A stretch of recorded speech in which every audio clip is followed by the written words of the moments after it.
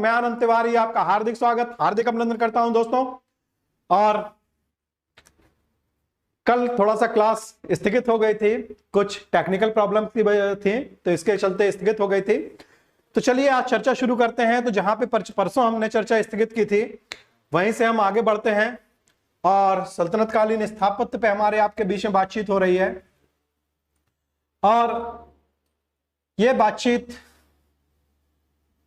शुरुआत करेंगे आज बलवन से। और बलवन के विषय में राजनीतिक इतिहास तो इनका बड़ा धुआंधार है, जितना भी बलवन के विषय में कहा जाए कम है, क्योंकि दिल्ली सल्तनत के सुल्तानों में राजत्व सिद्धांत प्रतिपादित करने वाले ये पहले शासक हैं। और ये इनकी अपनी बड़ी उपलब्धि भी है। वो एक अलग बात है कि कुलीनता को महत्व देते हैं, निरंकुशता को महत्व देते हैं और सुल्तान को स्वयं को कहते हैं निवायत खुदाई या जिल्ले लाही, ठीक, ईश्वर का प्रतिनिधि या ईश्वर की छाया। बलवन के समय पे कुछ स्थापत्य के संबंध में भी कार्य किए गए और इसमें इनकी पहली उपलब्धि है बलवन की के स्वयं का मकबरा। और बलवन का मकबरा एक संदर्भ में बड़ा महत्वपूर्ण है। किस संदर्भ में महत्वपूर्ण है? तो आपने देखा था कि दिल्ली सल्तनत में पहला जो मकबरा निर्मित कराने का श्रेय जाता है वो जाता है इल्तुतमिश को। पहला मकबरा उसने बनवाया तो अपने लिए था, लेकिन उसी के जीवन काल में उसके पुत्र नासिरुद्दीन महमूद की मृत्यु हो गई और उसे वहीं पर दफन कर दिया गया। और आगे चल के इल्तुतमिश को दफन किया गया सुल्तानगढ़ी के मकबरे में, मीन्स एक गुफानुमा मकबरे में। और ये दोनों मकबरे आपके दिल्ली में हैं। बलवन का मकबरा ये भी दिल्ली में है और इसकी ये विशेषता है कि ये इस्लामिक पद्धति पर निर्मित, ध्यान से देखेंगे आप और कैसे कैसे आप गलतियां करते हैं वो देखेंगे। इस्लामिक पद्धति पर निर्मित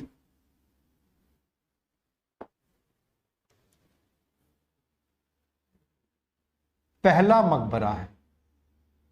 अब आप क्वेश्चन समझ गए होंगे और कहां आपसे गलती हो जाती है वो भी आप समझ गए होंगे। क्वेश्चन अगर आपसे पूछता है कि इस्लामिक पद्धति पर निर्मित पहला मकबरा कौन सा है, तो ज्यादातर लोग रखे रहते हैं इल्तुतमिश पहला मकबरा निर्मित कराने का श्रेय और टिक कर देते हैं। क्वेश्चन आपसे क्या पूछता है? अगर क्वेश्चन आपसे पूछता है पहला मकबरा किसने निर्मित कराया, तो वो तो हो जाएगा आपका नासिरुद्दीन महमूद का मकबरा है और निर्मित कराया इल्तुतमिश ने। और अगर आपसे पूछ रहा है कि इस्लामिक पद्धति पर निर्मित जो है पहला मकबरा किसका है, तो ये पहला मकबरा है आपका किसका? बलवन का मकबरा। Most important. दूसरा, इसी के समय पे दिल्ली में एक इसने अपने स्वयं के रहने के लिए महल बनवाया था और उसमें लाल बलुआ पत्थर का प्रयोग किया गया था और उस महल को इसने नाम दे दिया लाल महल। क्लियर? दोनों कहां पे हैं? दोनों हैं आपके दिल्ली में। और फिर आपसे कहूंगा कि दिल्ली वालों को तो आपको याद ही नहीं रखना है, याद आपको किसको रखना है? जो दिल्ली से बाहर हैं, ठीक है? तो उससे याद रखने में बड़ी आसानी हो जाती है आपको। क्लियर? और अभी तक दिल्ली के बाहर यदि आप देखेंगे तो आपने 2.5 दिन का झोपड़ा जो अजमेर में है, ठीक, या बदायूं की जामा मस्जिद, या बदायूं में उसने हौज खास बनवाया था, या आपकी ईदगाह बनवाई थी वहां पे, तो उसमें आपका मुख्य आपका बदायूं की जो है बदायूं की जामा मस्जिद ही आपको याद रखनी है, और एक अजमेर का 2.5 दिन का झोपड़ा। बाकी सब चीजें आपकी कहां पे हैं? ये दिल्ली में ही है, ठीक। तो इसका स्क्रीनशॉट लीजिए और फिर आप लोगों के कमेंट्स भी ले रहा हूं और साथ ही साथ आप लोगों के प्रश्न भी बड़े धुआंधार रहते हैं। और आज कहना भूल गया, और मैं हमेशा कहना ही भूल जाता हूं, शेयर करने के लिए तो कहूंगा तो जरूर कि भाई प्लीज जो है एक बार अपने अपने लेवल से आप लोग शेयर कर दीजिए, ठीक। और बाकी एक सेकंड, बिल्कुल, चलिए शेयर कर दीजिए आप लोग प्लीज एक बार अपने अपने लेवल पे। चलिए आगे बढ़ते हैं। ये तो हुआ बलवन। बलवन के बाद में गुलाम वंश आपका खत्म हो जाता है और फिर खिलजी वंश, और खिलजी वंश में जो सबसे महत्वपूर्ण शासक हैं वो है अलाउद्दीन खिलजी। कई इमारतें इनके समय पे निर्मित की गई, कुछ महत्वपूर्ण है, कुछ बहुत ही महत्वपूर्ण है और कुछ आपके साधारण है। तो खैर सभी को शामिल करेंगे ताकि आपका छूटे नहीं। पहली चीज, अलाउद्दीन खिलजी के समय पे आप देखेंगे कि सबसे ज्यादा बार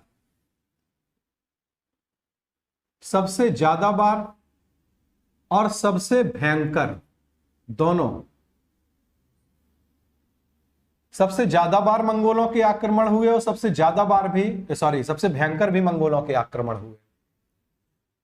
और इन मंगोलों के आक्रमण से रक्षा के लिए इसने दिल्ली में ही, दिल्ली से थोड़ा सा दूर जो है, अब आज तो आपका ग्रेटर दिल्ली में या दिल्ली में आपका सब शामिल हो जाएगा, एक अलग एक किला बनवाया जिसे नाम दिया गया सीरी फोर्ट या सीरी का किला। और वहीं पे इसने स्वयं के रहने के लिए एक महल बनवाया और उस महल में 1000 खम्भों का प्रयोग किया गया था, इसलिए उसे जो है 1000 खम्भा महल या 1000 सितून महल भी कह दिया गया। ठीक, तो पहली चीज क्या क्या बनवाया इसने?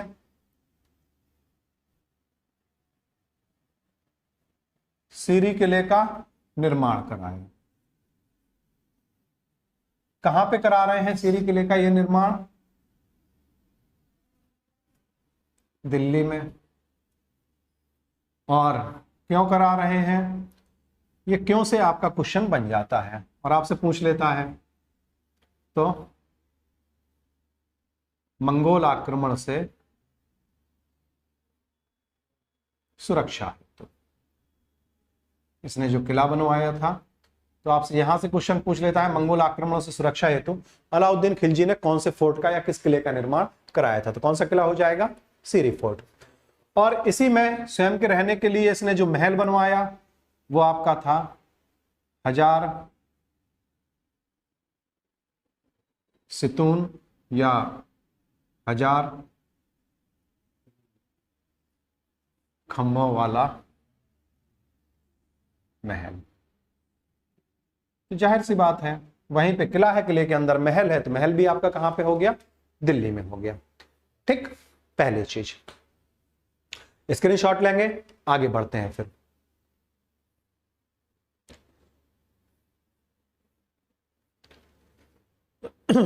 बिल्कुल सही लिख रहे हैं आप। अलाउद्दीन खिलजी 1296 से लेकर 1316 तक इन्होंने शासन किया। चलिए प्लीज बताएं क्या पूछना चाह रहे हैं भाई आप। हाँ बिल्कुल एकदम सही है। एक्चुअली 29 बार मंगोलों का जो आक्रमण हुआ था, 29 बार मंगोलों को पराजित करने का जो श्रेय जाता है वो जाता है गयासुद्दीन तुगलक को, गाजी मलिक। और ये आपका जो उत्तर पश्चिम है जहां से मंगोल आक्रमण करते थे वहीं पर इसकी नियुक्ति थी, तो इसके लिए इसको ये श्रेय जाता है। ठीक है, वैसे अलाउद्दीन खिलजी को भी आप हल्के में नहीं ले सकते हैं। ठीक, चलिए और कोई प्रश्न है आपका? चलिए, पहला मंगोल आक्रमण कब किसके समय? बताया तो था मैंने कि पहला जो आपका मंगोल आक्रमण माना जाता है, ये मैं दोपहर बता चुका हूं ऑलरेडी। पहला मंगोल आक्रमण सही अर्थों में, चलिए मैं बता दे रहा हूं।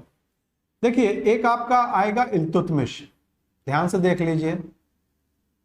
इसके समय मंगोल आक्रमण की संभावना बनी थी और जो मंगोल आक्रमणकारी था वो था चंगेज खान। इसके विषय में डिटेल से बता चुका हूं। ठीक, और पहला शासक जिसके समय पे मंगोलों ने दिल्ली सल्तनत की सीमाओं के भीतर घुस के आक्रमण किया,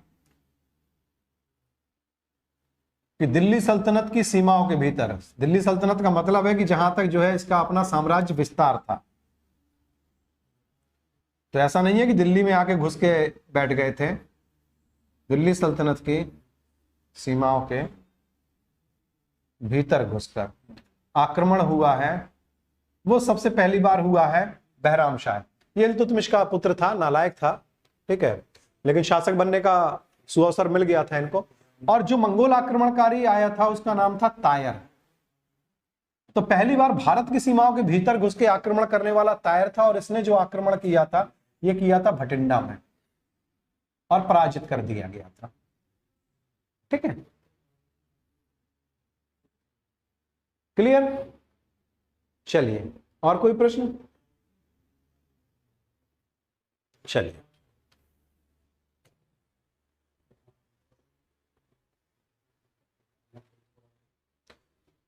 चलिए एक बार अपने अपने लेवल पे आप लोग शेयर कीजिए। बिल्कुल, सभी लोगों को गुड इवनिंग। और कोई प्रश्न है?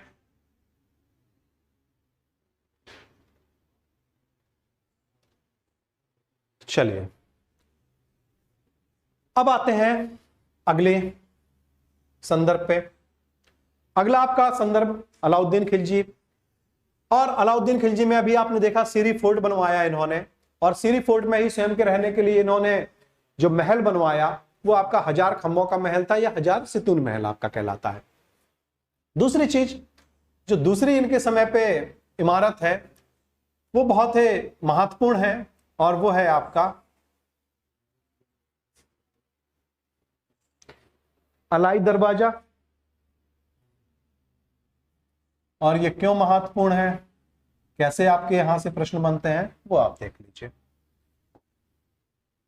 देखिए ये जो अलाई दरवाजा है इसका निर्माण कराया गया कहां पर? दिल्ली में। और निर्माण में जो सामग्री है, तो सामग्री में मूलतः ये जो आपकी इमारत बनी हुई है ये बनी हुई है लाल बलुआ पत्थर से, जिससे आपका लाल किला बना हुआ है। और इस इमारत में सजावट के लिए संगमरमर का प्रयोग किया गया है। सजावट हेतु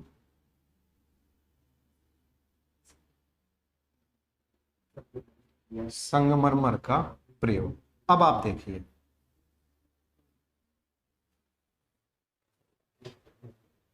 प्रश्न आपका जो है जिसको मैंने ब्लू से किया हुआ है वहीं से आपका प्रश्न भी है और वही आपका उत्तर भी है। ये तो बड़ा क्लियर है, साधारण प्रश्न यदि उसे पूछना है कि अलाई दरवाजा किसने बनवाया? अलाउद्दीन खिलजी ने। कहां बनवाया? दिल्ली में बनवाया। यह आपकी सल्तनत काल की पहली ऐसी इमारत है अलाई दरवाजा जिसमें संगमरमर का प्रयोग किया गया है। मोस्ट इंपॉर्टेंट, तो प्रथम इमारत जिसमें संगमरमर का प्रयोग। प्रश्न आपका यहां से रहता है। और जो आपके वास्तुविद हैं मार्शल, तो इन्होंने इसको इंडो इस्लामिक शैली का सबसे खूबसूरत रत्न कहा है। तो इसका मतलब है कि इसमें इस्लामिक शैली भी है और साथ ही साथ जो है भारतीय शैली, दोनों का प्रयोग किया गया है। तो यहां से आपका क्वेश्चन बनता है और आपसे पूछ लेता है कि किसने इसको इंडो इस्लामिक शैली का सबसे खूबसूरत रत्न कहा है। तो सबसे खूबसूरत रत्न कहने वाले आपके और कोई नहीं है बल्कि ये हैं आपके मार्शल। क्लियर है? तो जो आपके ब्लू से हैं वहीं से आपके प्रश्न भी हैं और वही आपके उत्तर भी हैं। क्लियर है? चलिए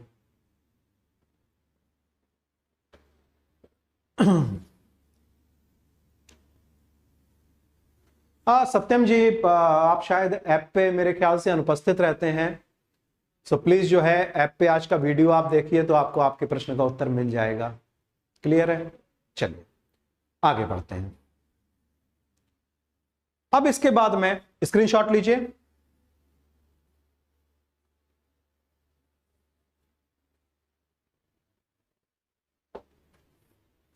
अगली जो इमारत है अलाउद्दीन खिलजी के समय की, वो है जमैयत खाना या जमात खाना मस्जिद।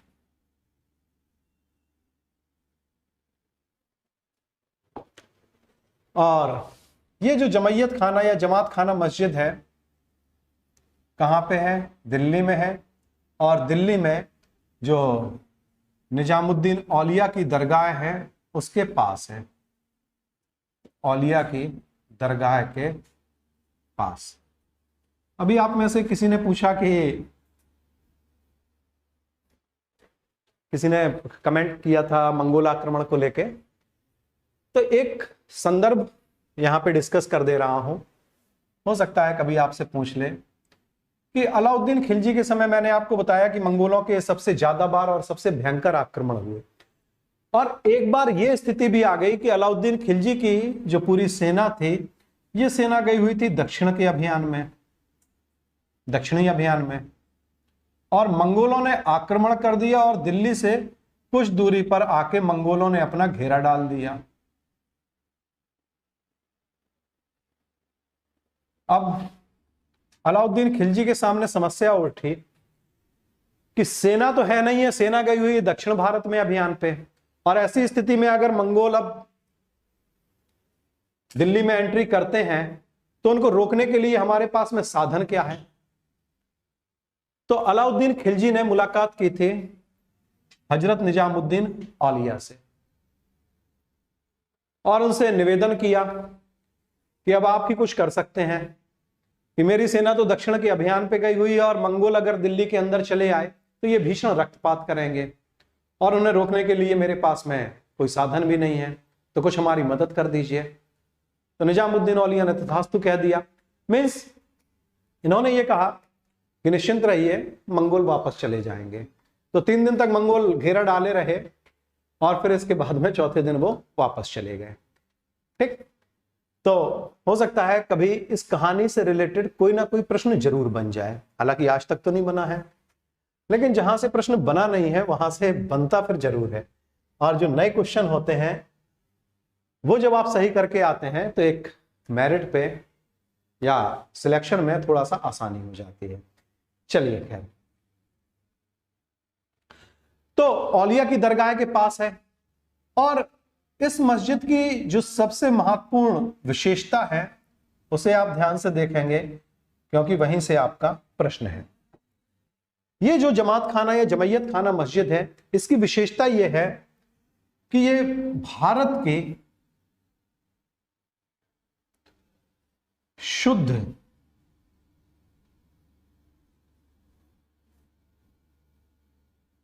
इस्लामिक शैली में, ध्यान से देखिएगा और समझने की कोशिश कीजिएगा तो प्रश्न आपको स्पष्ट रहेगा कि भारत की पहली शुद्ध इस्लामिक शैली में निर्मित पहली मस्जिद है। तो इतिहास में या जहां पे भी पहला शब्द आ जाए वही अपने आप में महत्वपूर्ण है। पहली मस्जिद कौन सी है? आपने देखा था कुतुबुद्दीन ऐबक के समय पे बनी दिल्ली में कुव्वतुल इस्लाम मस्जिद, वो पहली मस्जिद है, पहली तुर्की मस्जिद है, लेकिन उसमें जो शैली है वो इंडो इस्लामिक शैली है। मीन्स उसमें भारतीय शैली भी दिखाई देती है, लेकिन विशुद्ध रूप से या एकदम प्योर या शुद्ध इस्लामिक शैली में निर्मित जो पहली मस्जिद है वो आपकी कौन सी है? वो है आपकी जमात खाना या जमैयत खाना मस्जिद। तो आपने जैसे अभी मकबरा देखा, मकबरे में आपने पहले में 2 संदर्भ देखे कि पहला मकबरा किसने निर्मित कराया? इल्तुतमिश। और इस्लामिक शैली में निर्मित पहला मकबरा किसने निर्मित कराया? बलबन ने। वैसे ही मस्जिद के भी 2 संदर्भ हैं आपके। पहली मस्जिद कुव्वतुल इस्लाम मस्जिद, और अगर आपसे पूछ ले कि इस्लामिक शैली में निर्मित पहली मस्जिद कौन सी है तो वो कौन सी हो जाएगी? वो हो जाएगी आपकी जमैयत खाना मस्जिद या जमात खाना मस्जिद। और कहां पे है ये? दिल्ली में है। स्क्रीनशॉट लीजिए, आगे बढ़ते हैं। और जो भी प्रश्न है पूछते चलिएगा, ठीक है?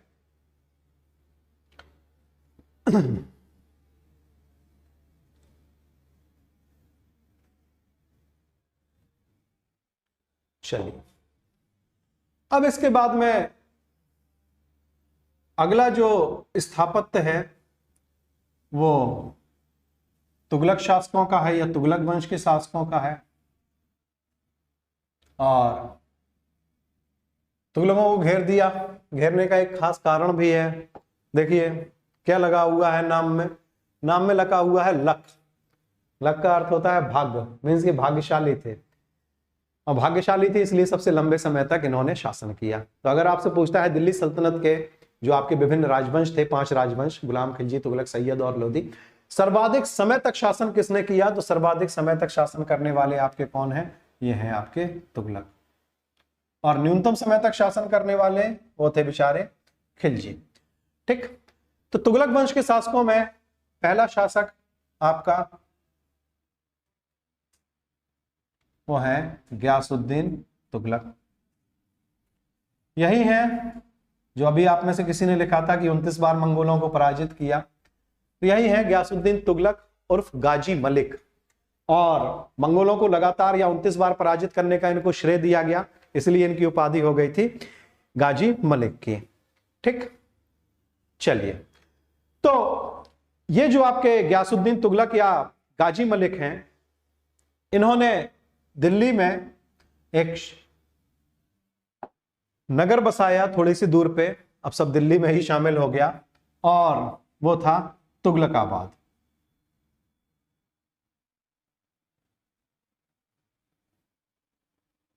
तुगलकाबाद की स्थापना की। और ये इसलिए आपको बता रहे हैं तुगलकाबाद की स्थापना की, क्योंकि जब भी ये प्रश्न पूछा जाता है तो जो भी विकल्प आपको दिए जाते हैं वो तुगलक शासकों को ही दिए जाते हैं, गयासुद्दीन तुगलक, मोहम्मद तुगलक, फिरोज तुगलक। और फिरोज तुगलक ने तो ढेर सारे आपके शहर बसाए थे, अपने भाई की स्मृति में ही इसने जौनपुर बसा दिया था, दिल्ली में फिरोज शाह कोटला शहर बसाया था। ठीक है, और तुगलकाबाद जो शहर बसाया था वो बसाया था किसने? गयासुद्दीन तुगलक ने। और इसी तुगलकाबाद शहर में इन्होंने एक किले का निर्माण कराया और उस किले को नाम दिया गया तुगलकाबाद का किला। तो यहां से भी आपसे क्वेश्चन पूछ लेता है कि भाई तुगलकाबाद का किला किसने बनवाया, और विकल्प वही रहते हैं, गयासुद्दीन तुगलक, मोहम्मद तुगलक, फिरोज तुगलक इत्यादि। ठीक, और इसी तुगलकाबाद के किले में इन्होंने एक महल बनवाया था, वो था 56 कोट महल। और इस महल की ये विशेषता थी कि इस महल पे जब धूप पड़ती थी तो ये महल बहुत ज्यादा चमकता था या शाइन करता था। तो ये इस महल की विशेषता थी। क्लियर है? स्क्रीनशॉट लीजिए। याद क्या रखेंगे? तुगलकाबाद आपको याद रखना है, वही किला है, वही जो है आपका शहर है। ठीक, कोई प्रश्न आपका? चलिए,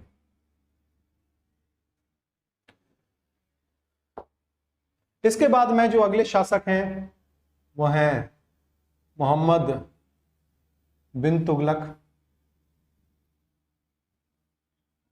और दिल्ली सल्तनत के सुल्तानों में आप जानते हैं सबसे योग्य और सबसे मूर्ख शासक।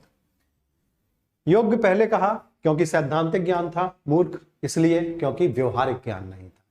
ठीक है, और ऐसा अक्सर हो जाता है, ज्यादा पढ़े लिखे लोगों को जो है व्यवहारिक ज्ञान नहीं हो पाता। जैसे न्यूटन के पास में एक बिल्ली थी और उसने बिल्ली के रहने के लिए दीवार में एक बड़ा सा छेद किया हुआ था, तो अपना उसी स्टडी रूम में वो पढ़ता रहता था, बिल्ली जो है वहीं पे अपना बनी रहती थी। आगे चल के बिल्ली ने बच्चे दिए तो न्यूटन को लगा कि भाई इसके बच्चे हो गए हैं, इसका परिवार बड़ा हो गया है, तो उसने किया क्या कि दीवार में जो है 2 बच्चे हुए बिल्ली के, तो एक तो बड़ी बिल्ली के लिए उसने बड़ा होल किया हुआ था, फिर उसको लगा कि जो है बड़ी बिल्ली के लिए बड़ा होल, छोटी बिल्लियों के लिए उसने 2 छोटे छोटे होल कर दिए।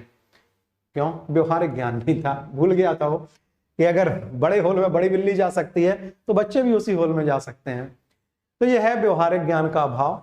ठीक, और हो जाती हैं ऐसी गलतियां, पढ़े लिखों से ही होती हैं, तो कभी अगर आपसे ऐसी गलती हो, ठीक है, तो समझ जाइए आप न्यूटन बनने की प्रक्रिया में है।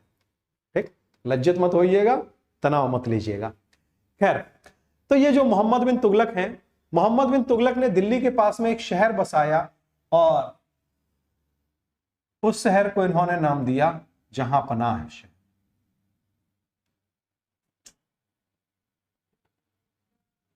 और ये आप लोगों से संभवतः मेरे ख्याल से कोई आपका ऐसा एग्जाम नहीं होगा जहां पे आपसे यहां से क्वेश्चन ना पूछा गया हो।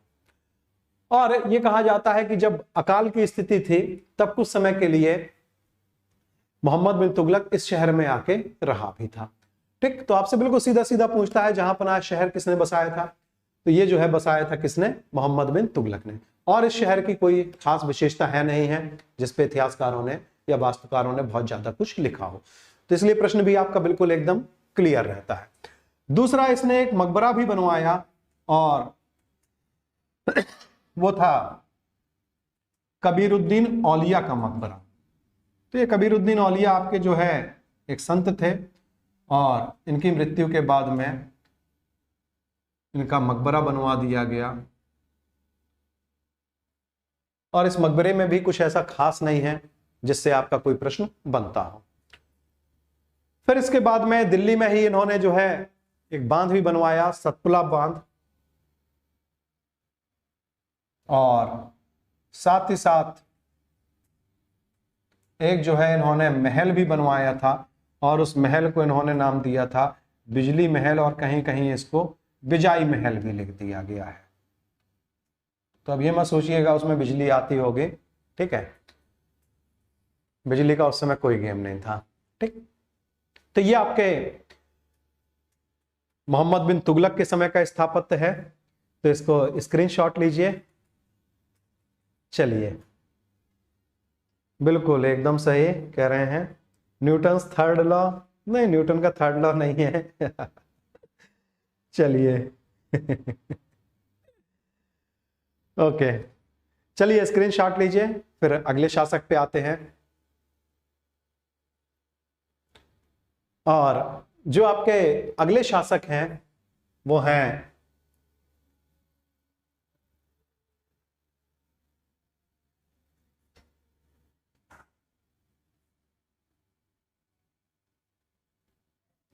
फिरोज शाह तुगलक। तो इसने तो कई शहर बसाए और जिसमें चर्चा आपकी समय समय पे होती है कि दिल्ली में इन्होंने बसाया फिरोज शाह कोटला।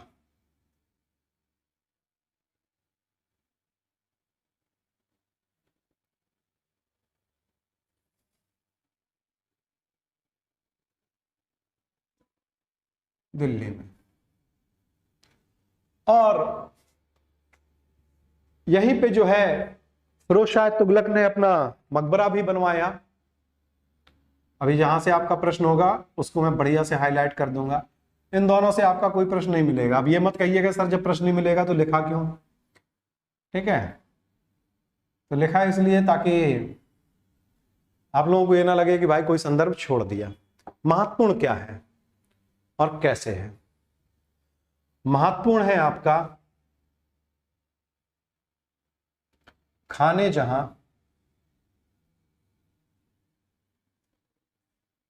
तेलंगानी का मकबरा, इनको आपको नहीं भूलना है। क्यों नहीं भूलना है? तो पहली चीज तो यही है कि ये जो खाने जहां तेलंगानी हैं ये कौन थे? तो ये जो है फिरोज शाह तुगलक का, FST लिख दे रहा हूं, इसका वजीर था। वजीर का मतलब होता है जो वित्त विभाग या आपका फाइनेंस मिनिस्टर, आज की शब्दावली में इसको आप कह सकते हैं। और ये हिंदू ही था, बाद में जो है इन्होंने अपना धर्म परिवर्तित कर लिया था। और इस प्रकार के जो धर्म परिवर्तित होते थे और उसके फलस्वरूप जो आपके मुसलमान अस्तित्व में आए उनको भारतीय मुसलमान कहा गया। ध्यान से आप देखेंगे। और जो ये मुसलमान विदेशों से आते थे, बाहर से आते थे, इनको कहा जाता था तुर्की मुसलमान, तुर्की मुस्लिम। और इन दोनों लोगों के बीच में हमेशा संघर्ष चलता रहता था। जो तुर्की मुसलमान होते थे ये भारतीय मुसलमानों को हीन या हे दृष्टि से देखते थे और प्रशासन में इनको आसानी से कभी शामिल किया नहीं जाता था और ऊंचे पद तो कतई नहीं दिए जाते थे। इनको ऊंचे पद देने का जो काम किया था वो किया था या शुरू हुआ था अलाउद्दीन खिलजी के समय। मुख्य रूप से भारतीय मुसलमानों को प्रशासन में शामिल किया, इसलिए जो खिलजी युग है उसको जो है संज्ञा दी जाती है खिलजी क्रांति की। ठीक, तो ये खाने जहां तेलंगानी का मकबरा, कौन है खाने जहां तेलंगानी? ये जो है इल्तुतमिश का वजीर था। और इस मकबरे की जो विशेषता है कि ये जो आपका मकबरा है ये मकबरा आपका अष्टभुजाकार है। प्रश्न आपका यहां से है कि दिल्ली सल्तनत का पहला मकबरा जो अष्टभुजाकार है वो कौन सा है? तो विकल्प में आपको दिया रहेगा खाने जहां तेलंगानी का मकबरा। और इसी कारण से आपसे पूछ भी लिया जाता है कि खाने जहां तेलंगानी किसका वजीर था, तो ये किसके वजीर हो जाएंगे? ये हो जाएंगे फिरोज शाह तुगलक के वजीर। और अगला और सबसे महत्वपूर्ण संदर्भ कि आप देखेंगे जो फिरोज शाह तुगलक है इसके समय में वजीर की शक्तियां बहुत ज्यादा बढ़ गई थी, इसलिए यह भी आपका एक प्रश्न यहां से बन जाता है कि जो विजारत है उसका सर्वाधिक विस्तार या विकास जो है किस काल में हुआ? तो विजारत का जो सबसे चरमोत्कर्ष का काल माना जाता है वो माना जाता है तुगलक काल।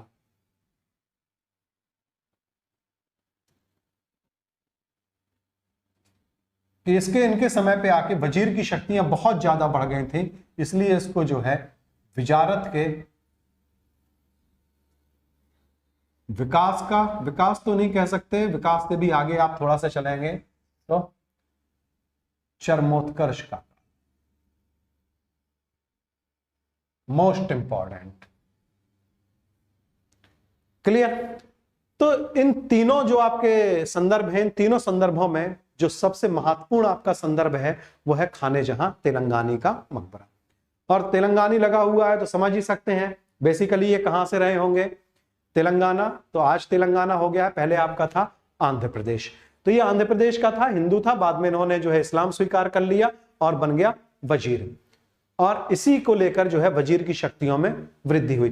हालांकि वजीर का संदर्भ आया है तो एक चीज मैं आपको और स्पष्ट कर दूं कि वजीरों में आपको जो है दिल्ली सल्तनत में दो वजीर आपको याद रखने हैं।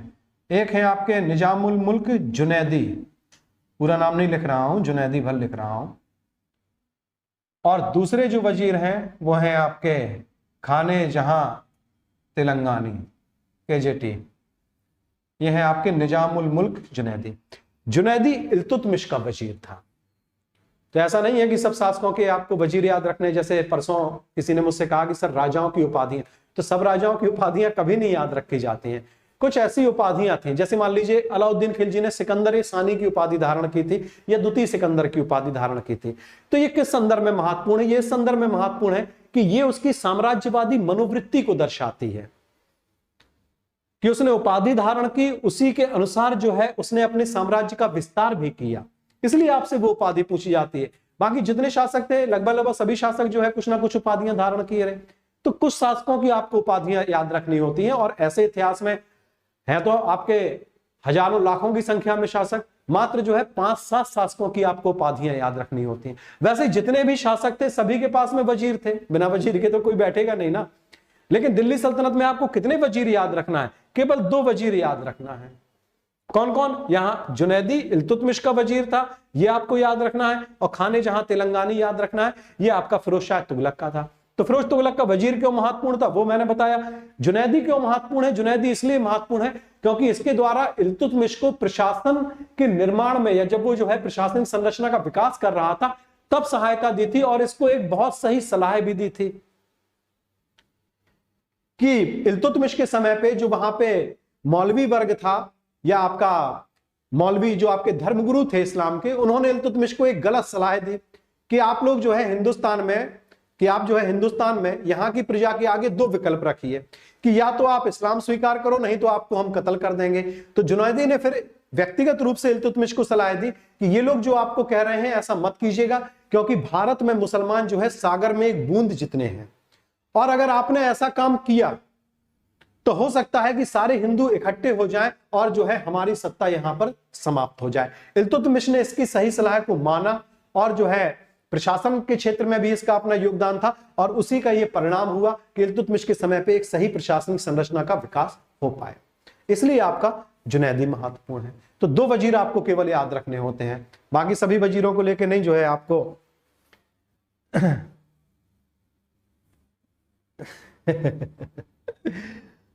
अच्छा, आपका कमेंट बहुत बढ़िया है। चलिए सर, जिस दिन मुझे इतिहास आ गया तो क्लास लड्डू बांटूंगी। बहुत ही अच्छी बात है। आ, बिल्कुल लड्डू बांटने को आप तैयार रहिएगा, ठीक है। और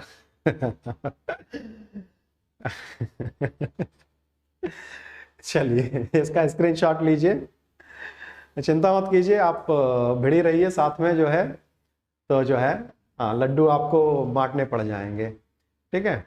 चलिए और एक मस्जिद भी इन्होंने बनवाई थी, बहुत महत्वपूर्ण तो नहीं है लेकिन लिख लीजिए, एक मस्जिद भी इसके द्वारा बनवाई गई थी, वो है काली मस्जिद। अब स्क्रीनशॉट ले लीजिए आप, ठीक है। चलिए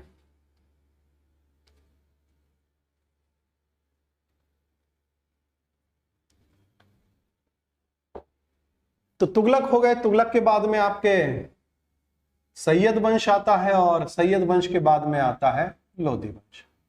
तो जो सैयद और लोधी वंश है, इस वंश में यदि आप देखेंगे कि स्थापत्य में जो सबसे महत्वपूर्ण है इनके स्थापत्य में, वो है मकबरे। और इन दोनों ही काल में दो प्रकार के मकबरों का निर्माण किया गया। एक है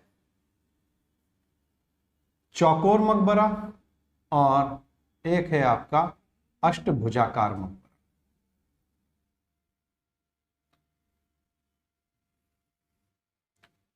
और यहीं से आपके प्रश्न भी हैं और यहीं से आपके उत्तर भी हैं। जो चौकोर मकबरे हैं ये अमीरों के हैं, अमीर का मतलब है कि आप सरदार, ठीक, मंत्री हैं, प्रधानमंत्री हैं, कुछ भी हैं, सैन्य मंत्री हैं, ये अमीरों के हैं। और जो अष्टभुजाकार मकबरे हैं ये सुल्तानों के हैं। तो ऐसे ढेर सारे आपके अष्टभुजाकार मकबरे हैं और ढेर सारे आपके चौकोर मकबरे हैं। जो आपका संदर्भ है, अगला जो आपका प्रश्न है वो है अष्टभुजाकार मकबरा। तो अष्टभुजाकार मकबरे में एक मकबरा आपका बड़ा चर्चित है, वो है सिकंदर लोदी का मकबरा।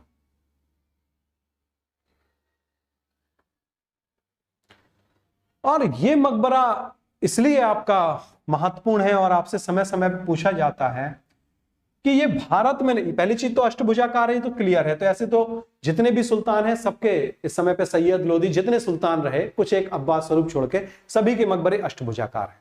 लेकिन उसमें सिकंदर लोदी का मकबरा इस संदर्भ में बहुत ही महत्वपूर्ण है कि ये पहला ऐसा मकबरा है जिसमें दोहरी गुंबद का निर्माण किया गया है।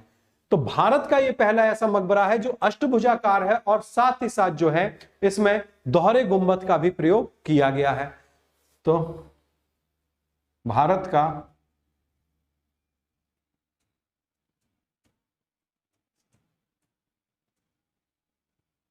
पहला ऐसा मकबरा है जिसमें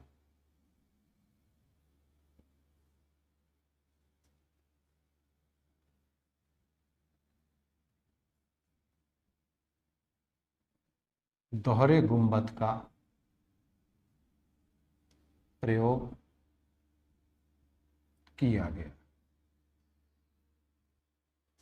प्रश्न आपका बिल्कुल एकदम स्पष्ट होना चाहिए आपको कि भारत का पहला मकबरा, और जहां पहला आ गया वो प्रश्न आपका महत्वपूर्ण। फिर आपसे यहां से भी प्रश्न पूछ लेता है कि कौन मकबरा किसका है।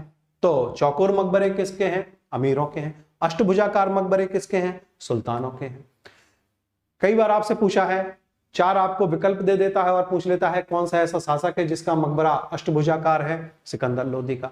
और यह प्रश्न आपसे आज तक पूछा नहीं है, किसी भी एग्जाम में नहीं पूछा गया है कि भारत का ऐसा पहला मकबरा कौन सा है जिसमें दोहरे गुंबद का प्रयोग किया गया है। तो दोहरा गुंबद निर्मित किया गया है तो वो है आपका किसका? सिकंदर लोदी का मकबरा। क्लियर है? चलिए तो यहां पे आके आपका जो है सल्तनत कालीन स्थापत्य पूरा हो जाता है।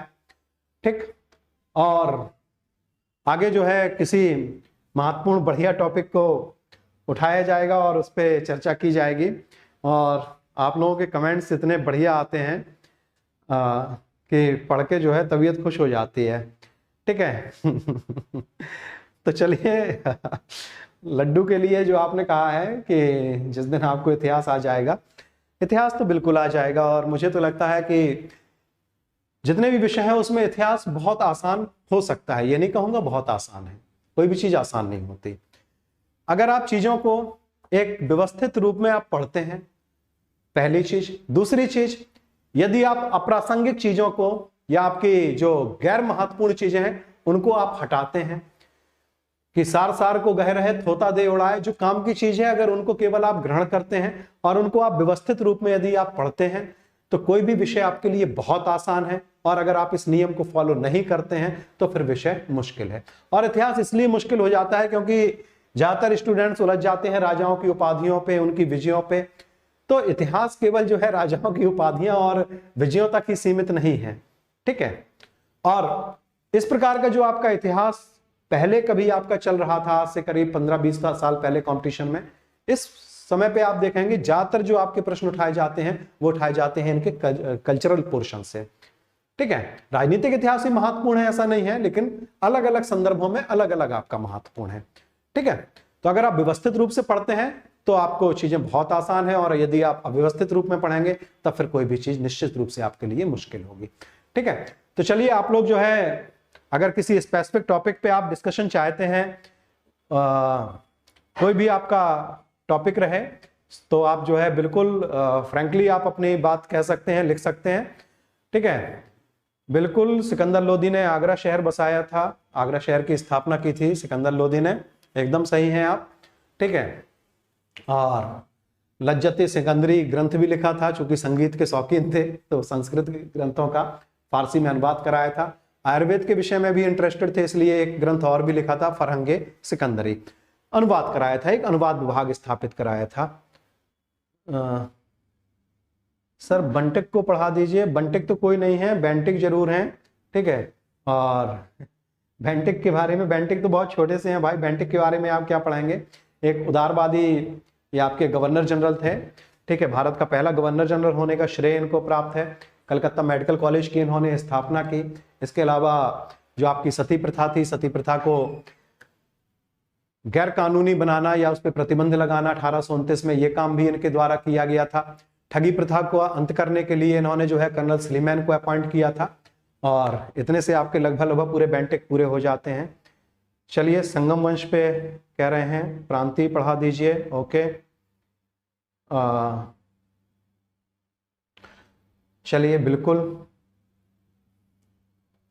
जजिया कर तो बहुत ही क्लियर है भाई, कि जो भी आपके इस्लाम को ना मानने वाले लोग हैं तो उनको जो है, उनसे जो कर आरोपित किया जाता था, उनपे जो कर आरोपित किया जाता था वो आपका जजिया कर था। ठीक है, तो जजिया तो एकदम स्पष्ट है। जजिया में क्या प्रॉब्लम है आपको। चलिए चलिए, तो यहाँ पे आके आपकी क्लास ओवर करेंगे और ये टॉपिक आपका पूरा हो गया है, विधिवत रूप से पूरा हो गया है। ठीक है, तो चलिए कल मिलते हैं पुनः इसी समय पे।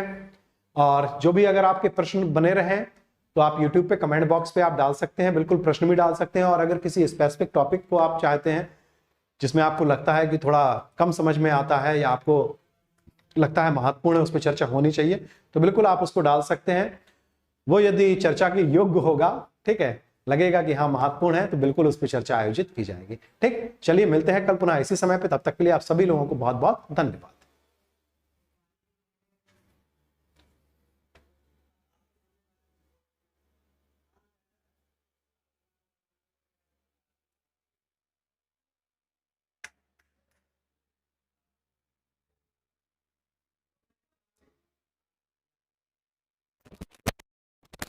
सुनो।